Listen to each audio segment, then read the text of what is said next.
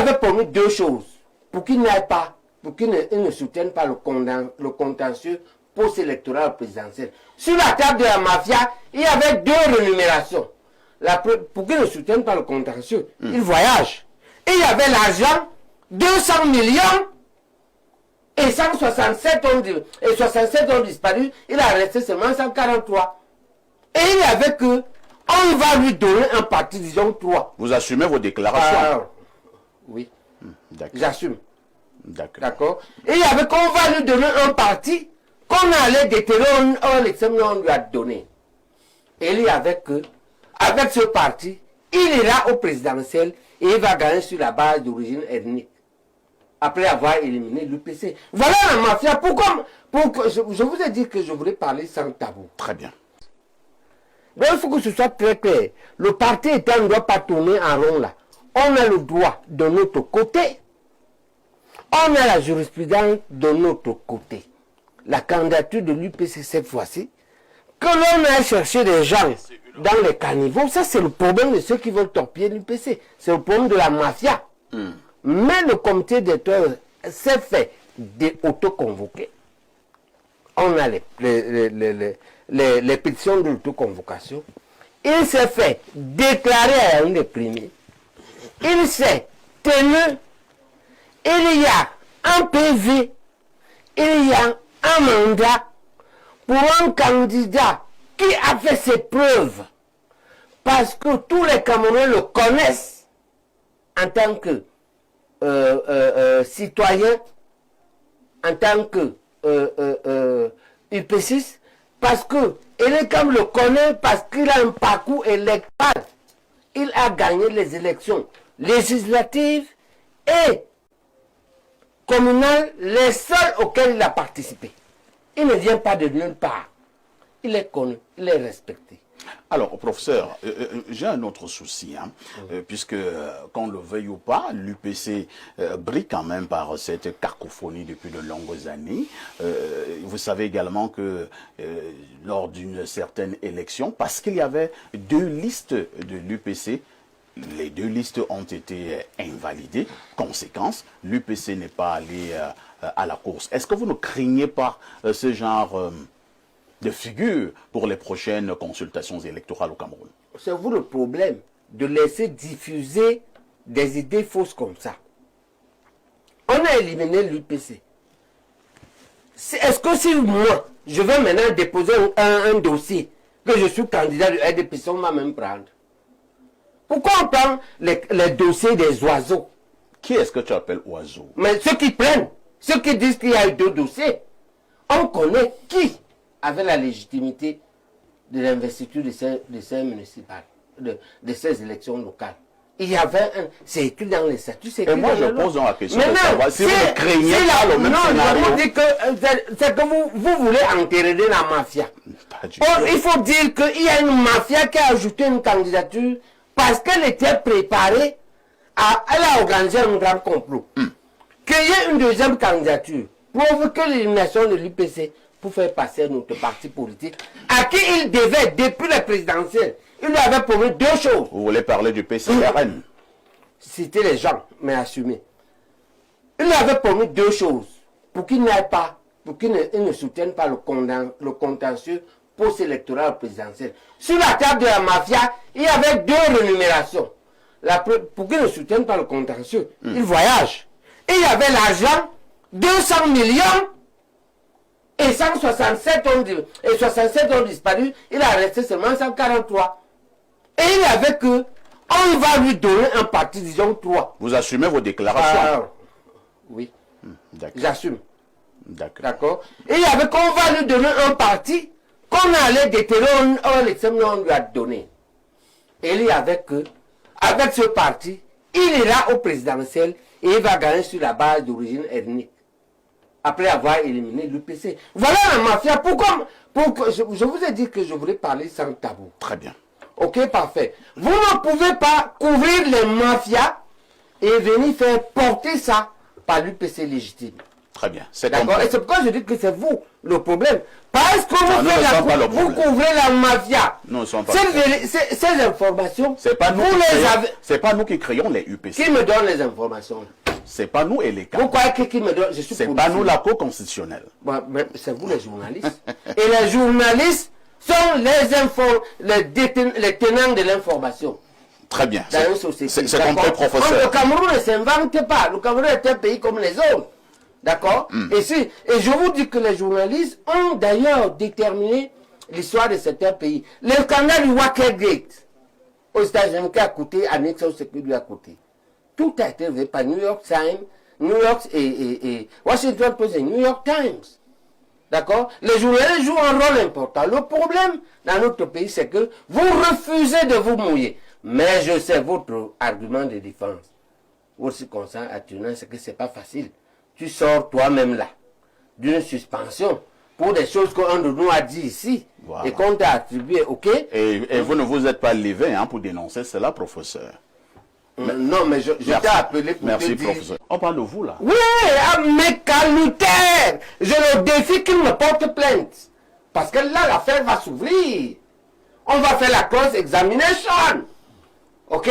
Oui, il a dit ça. Carré de côté témoin. Mais c'est pas pour ça qu'on est venu. Je le répète seulement, je l'ai bien dit. Maintenant, l'idée de Mbola, c'est que dans cette affaire, le Cameroun ne va pas s'en sortir. Parce qu'il y a trop de problèmes. Et pour lui, la solution est que ça monte, ça descend à pied, en voiture, en avion, qu'on arrive on va arriver vers un gouvernement qui sera nécessairement contesté avec des problèmes, c'est-à-dire une élection, un président élu. Que ce soit Biya, il y aura le même problème qu'en 2018. Si c'est Kanto, l'autre camp passe de l'autre côté, le même problème recommence. Mbola propose qu'on entre dans la logique. Arrête quoi appuyer. Mais quoi appuyer, vous savez qu'ils sont tournés contre moi. Mais c'est ça l'objectivité. C'est pas parce que quelqu'un est européen contre toi que tu ne vas pas répéter quelque chose qu'ils ont soutenu. Mais quoi soutient? Il écrit. Et l'une des choses qui me repose, c'est que je ne me suis pas prononcé sur ce projet. Voici le projet, écoute-le. Ils disent qu'il faut qu'on aille à l'Assemblée, on dit au RDPC, d'aller à l'Assemblée, voter l'obligation après les élections. Quel que soit le vainqueur, l'obligation d'un gouvernement d'union nationale de transition, de refondation du Cameroun et de correction des souffrances aiguës. Ils donnent même les délais, ils ont 3 ans. Pourquoi? Parce que ça résout tous les problèmes. Ça résout le problème de que, de toute façon, on aura un président très contesté.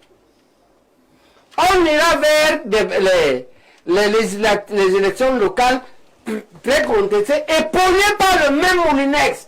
Parce que c'est que ce Moulinex, dans ces mafias là-bas, crée l'affaire, ces nominations et tout ça. Il crée l'affaire des 2 candidats de l'UPC. Et les comme les yeux fermés, élimine l'UPC. Et le président élimine l'UPC. C'est bien que l'UPC allait dans le même problème. Mais qu'est-ce qui sauve l'UPC? Ce qui sauve l'UPC, c'est que le président a décidé par une voie dont il a le droit, la voie réglementaire, de corriger. Il a fait élire, il a nommé des sénateurs. Il a nommé un sénateur UPC. C'est ça qui sauve l'UPC aujourd'hui. Donc le président a la voie. Le pouvoir exécutif de résoudre certains problèmes, il ne peut pas résoudre tous. Par exemple, là, l'une des maladies aiguës dont souffre MS aujourd'hui est l'emprisonnement de certains de ses leaders, comme Nissa, comme professeur Foguen, d'accord, et les autres. Le président peut les libérer. Il a le droit. Le président du Conseil supérieur de la magistrature, il a d'autres pouvoirs qui permettent de les libérer. Ça va baisser la tension. Et si il peut aussi faire voter à l'Assemblée cette clause du gouvernement d'union nationale de transition et de représentation, quel que soit l'élu d'octobre, qui peut le faire au prorata des résultats des différents candidats et avec les autres forces républicaines. Ce qui nous permettait, dans une perspective à venir, en quelques années, aller à peser la société et aller vers des élections plus objectives. Parce que tout le monde sera dans ce gouvernement. Toutes les forces. C'est ça l'idée générale de Bolé et d'Henri Tekwe et des Pécois, c'est eux qui ont émis cette idée-là. Et donc, je pense que c'est vers là que l'on peut aller pour résoudre le problème. Parce que pour moi, le problème n'est pas un problème juridique. Le problème est fondamentalement politique. Et on peut utiliser le droit est comme la matière du paysan. C'est-à-dire le bassa chez nous, on appelle le soukouare, c'est-à-dire comment le côté de la matière qui ne coupe pas. Ouais, soukouare veut dire qu'un bassa quand il soulève la matière, il a deux choix. Il peut te couper, mais il peut te fouetter. C'est-à-dire il te frappe avec le bras. Il ne veut pas te blesser. Il ne veut pas te tuer. Est-ce que le parti en question Je vais aller plus loin. candidat? Voilà le débat. Ouais, le débat c'est celui-ci. Je vais te dire le débat. Si tu veux que je me prononce sur ça. Oui. J'ai dit que c'est le président qui va décider. Parce que ce qu'il y a derrière la représentativité à l'Assemblée, c'est qu'un type qui ne représente rien dans la société vient aux élections. La question. Quand tu représentes quelque chose, oui. Mais il y a d'autres voix. Alors, maintenant, comme l'idée était que, en 92, qu'on ne veut pas un type qui ne vit pas au Cameroun, on a utilisé le droit. Bon, on allait voter une loi où on n'a pas pu. Et donc le président peut aller modifier le truc là. C'est-à-dire qu'on dit qu'il faut être représenté à l'Assemblée nationale. Attends, le président peut changer ça. Il va là-bas à l'Assemblée, à la possession, il met virgule. Sauf pour celui qui a déjà été candidat avant. Bon, avant d'en arriver là, parce que oui, vous parlez des choses qui peuvent arriver, vous êtes dans la futurologie. Bon, nous sommes... si on est dans le strict truc, d'accord, je me dis ce que Mathias a dit, non.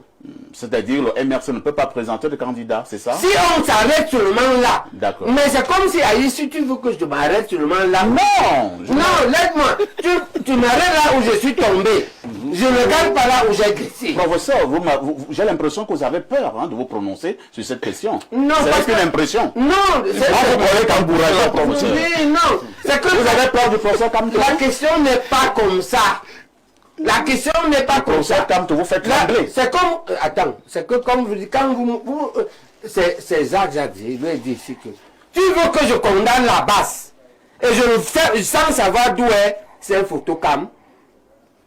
Il y a 20 ans, moi, j'étais en spécialisation. D'accord? C'est eux qui ont migré, c'est eux qui sont devenus la base. D'accord. D'accord? Je refuse. Tu veux que je condamne les Amba Boys. Et je ne regarde pas la tricherie du 20 mai 92. Je ne regarde pas le non-respect des clauses de 61. On en parle tout à l'heure. Je condamne seulement les Amba Boys. On en parle tout à l'heure. C'est cette façon d'aborder le problème qui est faux. Nous en parlons tout à l'heure, professeur. Moi, je regarde le problème en totalité. C'est comme on nous a appris à l'école, en troisième. Les causes de la Première Guerre mondiale. Les causes lointaines, oui. Les causes immédiates. L'attentat de Sarajevo. D'accord, mais ce n'est pas seulement l'attentat de Sarajevo. Il y avait la triple alliance et la triple entente. C'est complectoral. Oui, je dis seulement que le RDPC veut aider son ancien collègue. Non, ils ont été là ensemble 10 ans. Non, je dis, on prend donc... Attends, le même RDPC n'a pas intégré Bello, alors que pour Bello, c'est une affaire de vie ou de mort. Le 6 avril, il est dans le groupe qui veut tuer Biya. Et après le 6 avril, la semaine qui suit, Biya est dans le groupe qui veut le tuer. La seule chose qui le sauve, c'est qu'il réussit à la Madigori, non. Mais, moi, pourquoi tu me regardes pas fait? Moi, depuis... Je n'ai pas parlé. Voilà, moi, depuis 10 ans après, même le même gouvernement, depuis 20 ans, est-ce que quand non, je dis que... pardon à Paul Biya, je ne le défends pas. Mais Bello a demandé je vous fais peut-être théorie, je dis que pour sauver le Cameroun, non, il y a rien à faire. Là où nous ne sommes pas d'accord, on n'a pas besoin de ce qu'ils peuvent faire. On n'a pas besoin de sauver le Cameroun. Vous avez pardonné Bello, non? Oui. Vous travaillez avec lui, non? Attendez d'abord. Là-bas, c'est une question de vie. Je vais poser une question au professeur. Vous avez dit pour sauver le Cameroun. Est-ce que en l'état actuel des choses, le Cameroun se trouve dans une situation critique où il faut sauver le Cameroun? Je te réponds. Oui. Je dis que les querelles sont pires qu'en 2018. En 2018, il y avait une seule querelle. Le contentieux pour post-électorale. Alors, aujourd'hui, je veux qu'on comprenne mieux. Là, je vous relance, Oui, professeur, oui. gardez la parole. Pour sauver dans le Cameroun, comme les querelles a deux querelles. Oui. Attends, pour sauver le Cameroun, Oui. il faut donc absolument qu'on puisse permettre au MRC Ce n'est pas ça. d'investir. Ce n'est pas un peu. ça que je dis. Vous dites donc quoi? Ce n'est pas ça. Voici ce que je dis. Je dis qu'on avait, actuellement, on a une crise préélectorale. Alors qu'en 2020, on avait juste une crise post-électorale, autour de la même personne. Mais ça ne peut. D'accord. Est-ce que cette personne est une personne crisique? Pardon. Est-ce que cette personne est une personne crisique? Attends, crisé. Oui. Je ne connais pas l'objectif. Qui crée des crises. Ah, Qui crée d'accord. des crises. Attends. Crisique. C'est une personne autour de laquelle il y a un groupe. Il y a un groupe. La base, tout ça, ils sont autour, non? Et on a peur Pourquoi vous faites... Et on a peur d'eux. Attends, moi je n'aime pas. Je suis pour... Un peu pour la paix. Moi, je ne suis pas pour. Et je réfléchis sur toutes les hypothèses. Je dis que hypothèse. Est-ce que la crise entre Bello et Biya est comparable, elle est pire ou elle est moins que la crise entre Kamto et Biya? Nous retournons un tout petit peu. Si jamais le procès Kamto n'est pas investi par le MRC, compte tenu de la loi électorale, est-ce que le Cameroun, il est fort probable que le Cameroun sombre dans un chaos? Moi, je te dis maintenant, quand il y a deux crises, quand il y a une seule crise, on sombre pas dans un chaos, mais dans une crise qui a duré. Ok? Maintenant, il y a deux crises. Pourquoi tu crois que c'est moi? Très bien. Alors, on repasse la parole à Blériot, parce que c'est lui qui avait d'abord Baebek, lui qui est UPCiste, et on sait ce que ces valeurs il représente pour l'UPC. Non. 53 ans plus tard, la question de l'unité nationale du pays se pose-t-elle véritablement encore? On a même reculé. Ah bon? Ah oui. Ce n'est pas une fête, c'est un deuil. On fait le funérail, là. En réalité, c'est quoi? C'est pour les faits. Quels sont les faits? Les faits, c'est que des deux côtés, il y a des milliers de morts. Du côté de nos forces de défense, du côté des Ambabos. Et quand il y a 1000 morts, tu multiplies par 4. Chaque Cameroun en moyenne des Nations Unies 4,2 enfants. Tu as près de plus de 400 000 orphelins.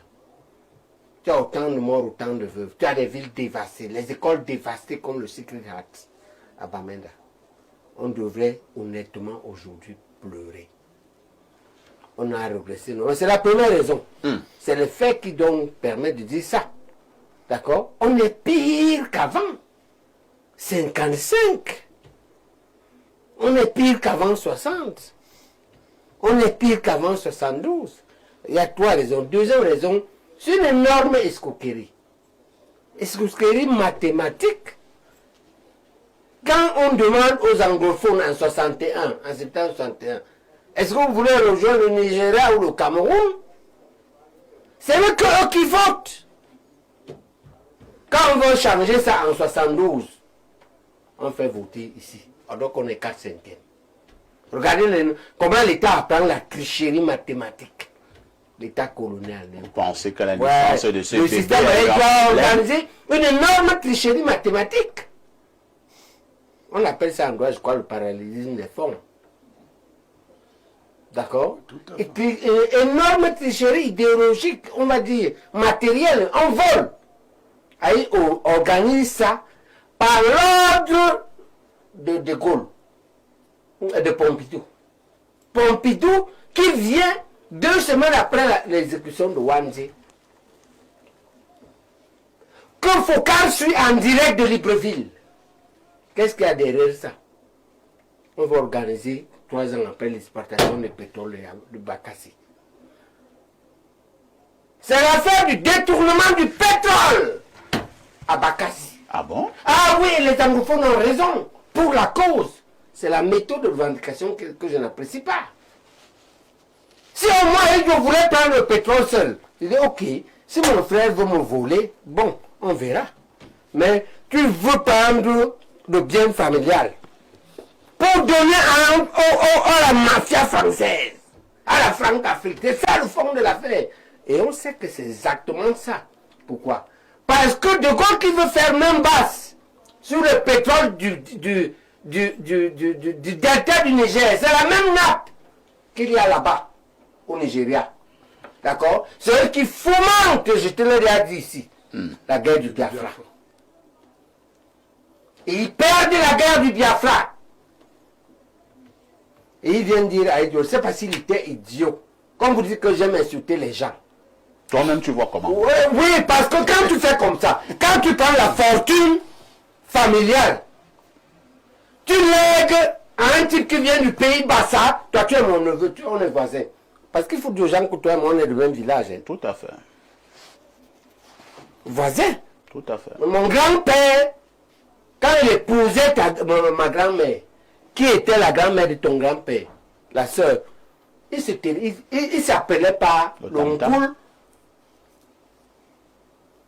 Quand tu fais comme ça, enlevant le Dieu, tu es quoi? Tu n'es pas sérieux. Non, attends, c'est le manque de sérieux. Hein. Oui. Tu parles d'Aïe Tu parles d'Aïe Diola. On a un synonyme. Professeur, vous parlez Dis-moi d'Aïe alors, idiot veut dire quoi? Vous parlez d'Aïe Diola. Idiot veut dire quoi? On ne peut pas dire sur ce plateau d'Aïe Diola. On appelle ça manquer de sérieux, n'est-ce pas? Bon, idiot, définition, donne-nous alors maintenant. Non, dans la table de Simon et Binet, idiot, c'est un niveau bas de l'intelligence. Hein, lorsque le QI est inférieur à 70. Ok. Donc vous dites que le QI c'est ça qui se passe. Le poison problème de cette 70. affaire, c'est ça. Donc, Aïe avait un problème. Parce que, ou bien ne savait pas. Et c'est à vous de qualifier. Oui, disons qu'il ne savait pas, mais on ne peut pas dire qu'il était un idiot. Voilà. De CNC. Voisin, Là, je vous ai recadré. la malhonnêteté. Très bien. Puisque en 61, quand on signe à Fumban, qu'est-ce qu'on dit? On ne reviendra jamais. Ouais. D'accord. Hein? Et puis la têtutesse. Les pères fondateurs avaient réfléchi, toi tu as réfléchi. Quand on envoie Ramadier faire le coup de temps en Bida, en 57, et on te pousse devant, tu avais réfléchi sur le Cameroun. Tu avais une pensée. Pourquoi tu ne suis pas les pères fondateurs? Donc c'est tous ces problèmes-là. Très bien. Et nous, on veut corriger ça. Oui. C'est pourquoi la première, je reviens sur ce que je vous ai proposé ici. On pense qu'on devrait pouvoir s'entendre sur un gouvernement d'union nationale de transition et de refondation pour reposer les bases consensuelles du Cameroun après les élections d'octobre prochain. Quel que soit celui qui vienne. Très bien, c'est compris. Celui qui passe. Maintenant, je te demande, donne-moi ta position sur cette idée. Ça permet de rester ensemble, refaire donc la constitution ensemble. Les lois électorales ensemble. Comment on nomme Elikam ensemble. Comment on fait l'accord constitutionnel ensemble et de régler les problèmes aigus. C'est ça que nous, dans notre projet, ce qu'on a appelé les extrêmes urgences. C'est On compris. a quelques années pour cela. D'accord.